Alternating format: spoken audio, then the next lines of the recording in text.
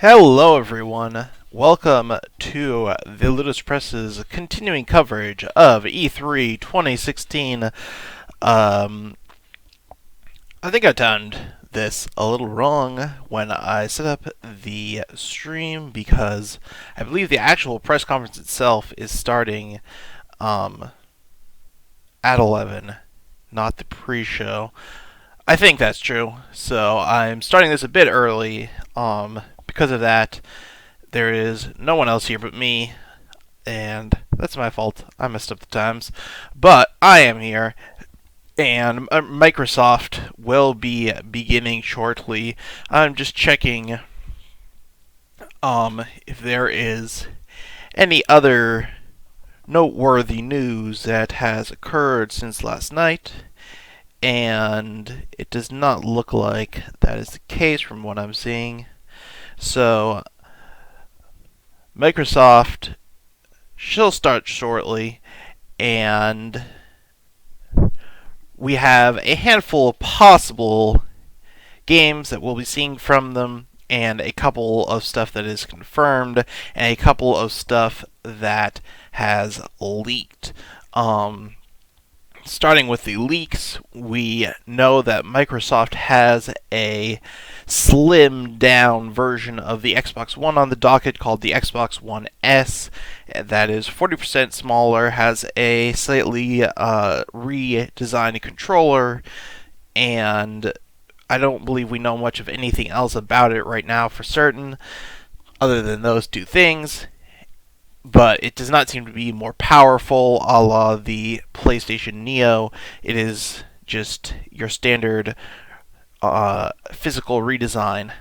So, on the hardware front, that is what we know to be there. There could be additional stuff, but that information leaked yesterday. Also leaking yesterday, Dead Rising 2, not 2, 4, sorry, Dead Rising 4, will be shown. That's the Capcom open world crafting zombie survival game series made in Vancouver. And so there is said to be a new one of those that is going to be revealed. And there were also some screenshots from the Concept and Armature Studios collaboration Recore that leaked yesterday. I think pretty much everyone expected there to be additional footage of that title there this year, considering there was just that CG trailer last year. And then beyond that, we know that Microsoft will be having the... One second. We know that Microsoft will be having Gears of War.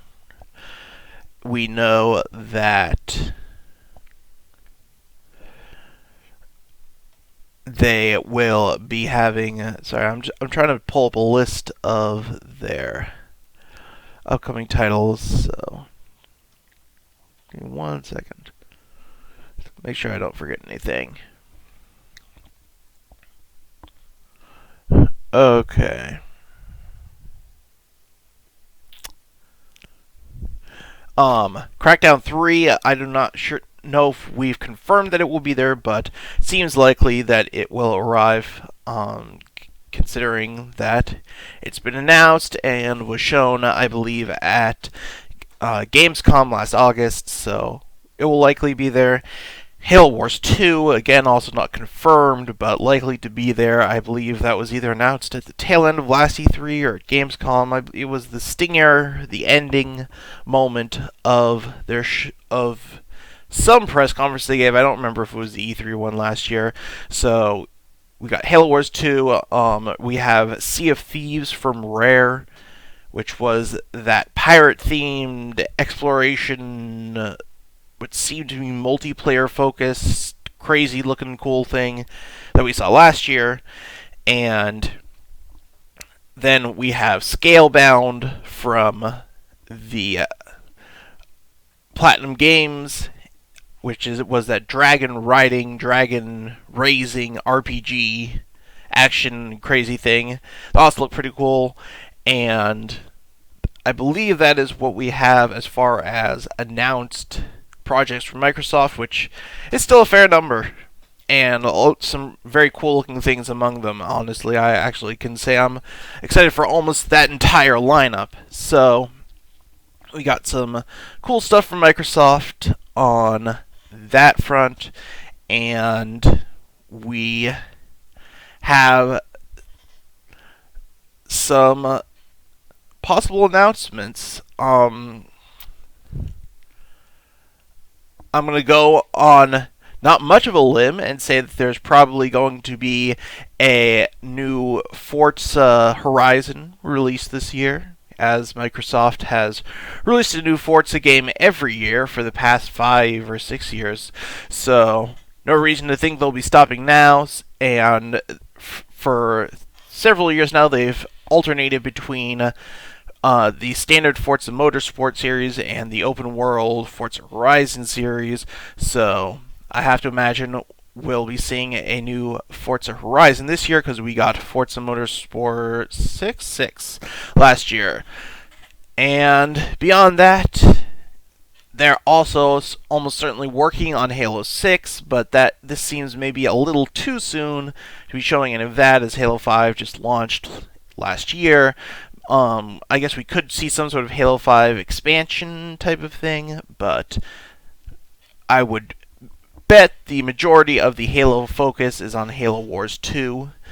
And beyond that, it's hard to know. Microsoft does not have a ton of internal studios like Sony and Nintendo do. So most of their stuff is developed by third parties that are working in what people call a second-party basis, or making exclusive games for Microsoft, but they don't work for Microsoft, so it's hard to know what they have, because you can't run down their list of owned studios and say, okay, we need to know what these people are working on. Because internally, there are, let's see, officially 9, and included in those are 343 Industries, which makes Halo. There's Turn 10, which makes Forza. There's Rare, which is making Sea of Thieves. There's Mojang, which makes Minecraft. There's Coalition that makes Gears of War. And beyond that, most of their teams are focused on casual stuff. And they have a card games team, obviously, and stuff like that. Lifestyle games team.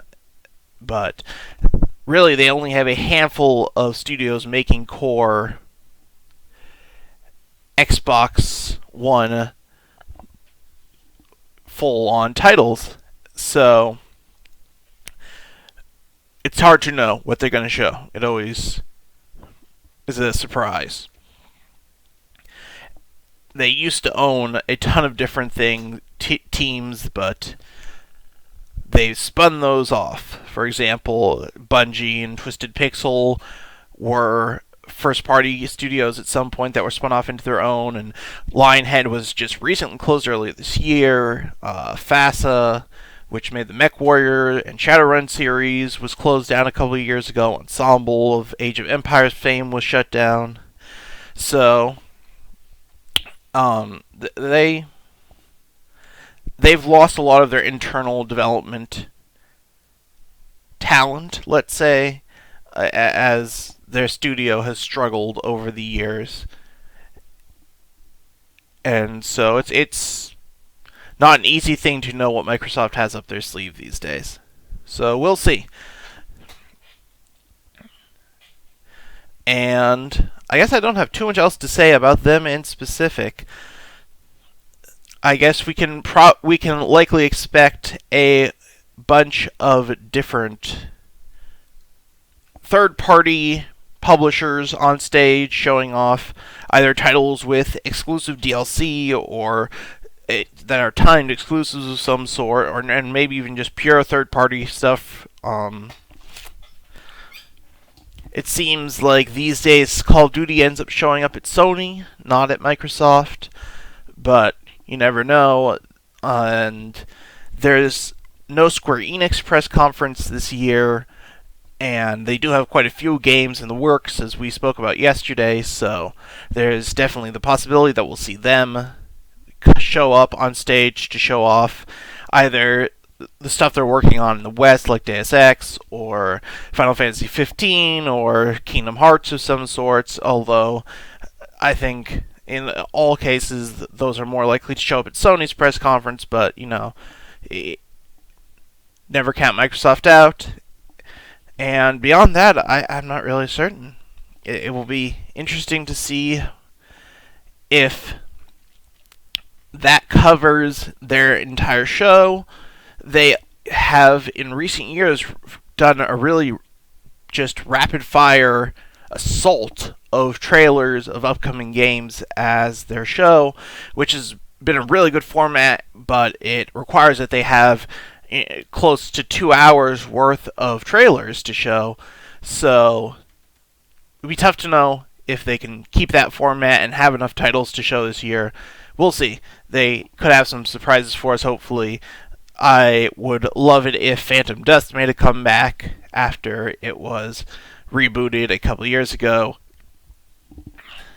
and then subsequently shut down. But hopefully that will make a return, if not this year, at some point in the future. But beyond that, I don't really have anything else to predict for them. Throughout the rest of the day, we got Ubisoft coming this afternoon. They will not have Assassin's Creed. They are taking the year off for the first time in quite a few years. They already revealed Watch Dogs 2 with a big stream of their own last week, although I think we can still expect at least a trailer worth of footage to be shown at their press conference. We also can expect to see that new Ghost Recon title. We can expect to see the For Honor multiplayer brawler thing that they showed off last year. We can expect to see possibly something from Michel Ancel and his team in Montpellier. We could possibly see some new IP from them. They usually end their show with some sort of big reveal, whether that's a big new title in a current series or more often a completely new IP remains to be seen. I'm trying to think of what other potential franchises they could have left for a big reveal that would be ready to show this year, and I'm not really thinking of anything off the top of my head. There's been rumors over the years of a Prince of Persia reboot, and that has never come to light, so don't know if that could possibly happen. There's other, obviously, Tom Clancy series. We haven't seen Splinter Cell this generation yet. Rainbow Six Siege just came out, so I doubt we're going to see another Rainbow Six. And yeah, that's probably going to be Ubisoft. We'll get our standard Just Dance stuff. We'll get... Man, I don't know. Ubisoft has a surprisingly light lineup of announced titles right now. So we'll see what they end up doing. And then, they could show off a new game from the Ono team and the Settlers teams and some of their PC-focused stuff as well. And then we end the day with Sony, which I think is going to be the most interesting to see, if only because of how much of a splash they made last year with getting the reveals of The Last Guardian and Shenmue and what was the last thing they revealed? Last Guardian, Shenmue. Whatever that third game was, I don't actually remember. There were those three big reveals. Oh, it was the Final Fantasy VII remake. They had those big three reveals back to back to back, and it was, super good at hiding the fact that they didn't actually have anything to show last year.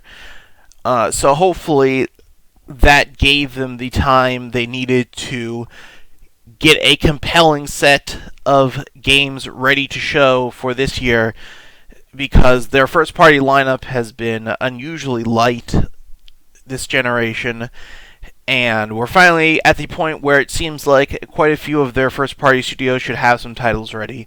So it would be really nice if we could actually get a really nice lineup of games coming out this year from them shown at E3. And with that, we are a couple minutes away just from Microsoft starting, so I am going to sign off, and following Microsoft's press briefing, I will be back. Theirs often goes quite long, as much as 2 hours. It could be an hour and a half. So sometime between, say, 12:31, if it ends all the way at 1, then we'll probably start maybe 105, 110, and so that's when we'll be back after Microsoft's press briefing. Until then, enjoy the show. You can watch it on YouTube and various other locations. Various websites have it on display, so I'll see you guys after, and sorry for the short pre-show again. I messed up on the timing, but I don't have too much to say without anyone else here anyway, so I will see you all after the show.